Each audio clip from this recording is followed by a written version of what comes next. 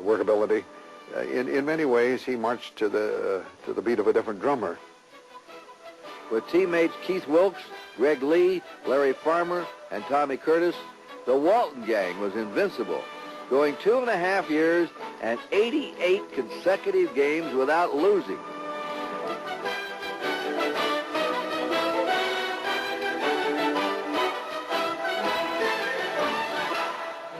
In the 1973 NCAA final against Memphis State, Bill Walton played the greatest offensive game in Final Four history, scoring 44 points and hitting on 21 of 22 field goal attempts. Following the graduation of Wilkes of Walton, nobody expected UCLA to be national contenders in 1975.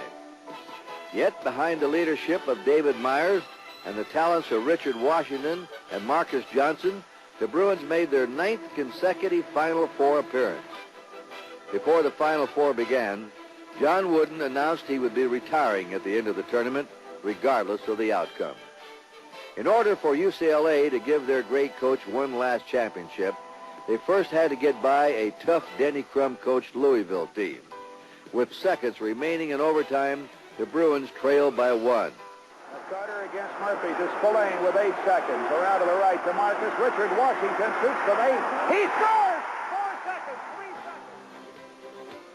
seconds. Having survived the Cardinals, UCLA faced Kentucky to decide the national championship. The game was close throughout, but the Bruins started to pull away late in the second half. Finally, with less than a minute remaining, it became obvious that John Wooden, the Wizard of Westwood, would retire with one more championship ring. He throws it high in the air. The Bruins players start jumping all over each other. It is one of those fantastic moments in sports history when UCLA's John Wooden in his final coaching game at UCLA. To fully recognize the legacy of John Wooden and UCLA basketball, anything less than a 10th national championship would have seemed inappropriate.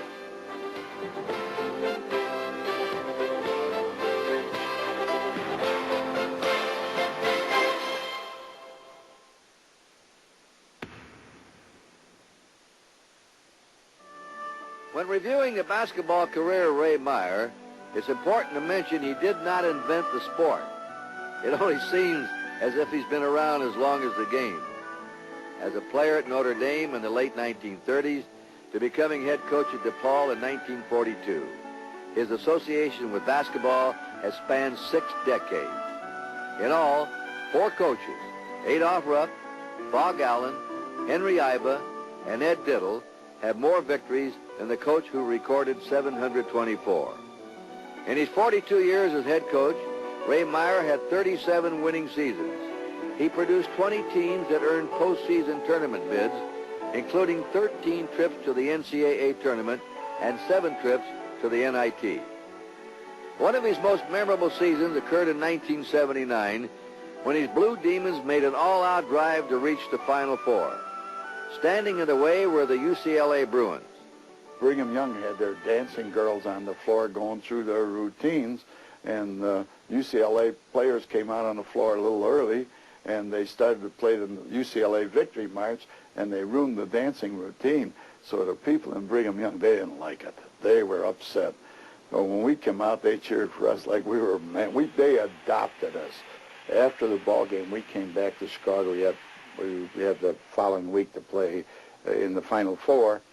Well, the president of Brigham Young called our president and said, no, she didn't have a band. Would you mind if our band represented you? So they did.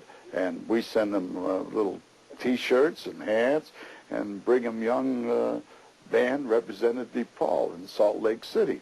That's the first time the Mormons and Catholics ever got together. Though DePaul made it to the Final Four, the Blue Demons lost to Larry Bird and Indiana State in the semifinals. However, Coach Meyer characteristically looked on the positive side. He was, after all, doing what he loved best, coaching basketball. I look at basketball and saying this, boy, what a wonderful life I have led because I got paid for doing something I like to do.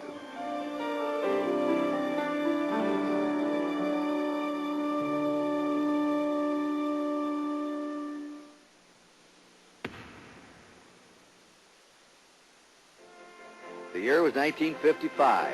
The team was the University of San Francisco. The players were a 6'1" guard named Casey Jones and a skinny 6'9" center named Bill Russell. The result, one of college basketball's greatest dynasties.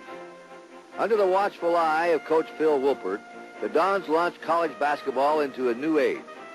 When Russell made shot blocking an art, he is the only one ever, even to this day, that has shot blocking as an art. We played him once, and I told our center, if you don't fake before you shoot it, it's never going to get up to the rim. Well, he took his first shot, and Russell didn't block it. He caught it.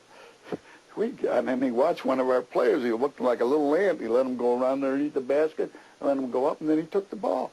He was just so good. Bill Russell knew how to intimidate more than he knew how to block shots. And he put that pink elephant in the back of your mind. So every time you'd go in, if he would block 5 shots a game, he would intimidate 30 shots. In 1955, San Francisco was unstoppable as they took a 27-1 record into the NCAA finals against third-ranked LaSalle and their superstar Tom Gola. With Russell and Jones combining for 47 points, the Dons cruised to a 77-63 national championship. The winning streak continued to 54 straight games next season as USF once again reached the NCAA finals. This time, Russell and company defeated Iowa 83-71 for their second title and claimed the winner's share of $12,500 from the NCAA. Russell, Jones, and the University of San Francisco Dons, one of college basketball's greatest dynasties.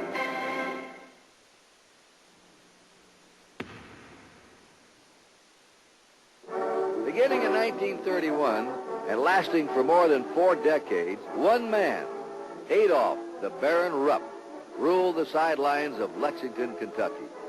While collecting more victories than any coach in history, 874, Adolph Rupp made the University of Kentucky synonymous with college basketball success.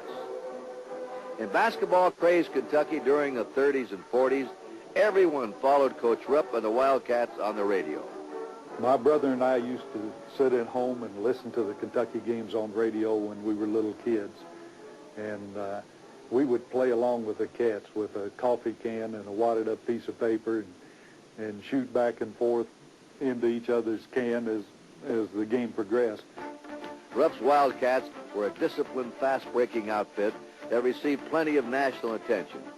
In fact, all state players from across the country would travel to Lexington to try out for the team. The competition was intense, and many quality players didn't survive the cuts. Many of the players that were cut by Coach Rupp were picked up by other schools as they left the gym and courted by especially the colleges locally.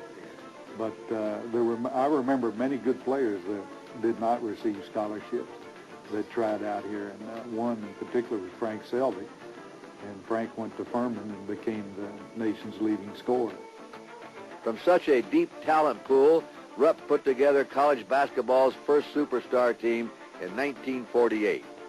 They were called the Fabulous Five and featured All-Americans Ralph Beard, Alex Groza, and Wallace Wah-Wah Jones. In a 3-year span, the Fabulous Five won 100 games, lost but 7, and won 2 national championships. Unfortunately, the accomplishments of the Fabulous Five were permanently tarnished when Beard and Groza were indicted in the point-shaving scandals of 1951. That team was so loved throughout the state that the reaction was disbelief that this just could not have happened to our players. And I remember Coach Rupp's statement before the scandals hit Kentucky was that no one could touch our players with a 10-foot pole. Despite the involvement of his star players, Rupp kept on winning at Kentucky. In 1951, he collected his 3rd national championship behind the towering talents of 7-foot-tall William Spivey. 7 years later, the Baron picked up his unprecedented 4th national title when the Wildcats defeated an Elgin Baylor-led Seattle squad 84-72.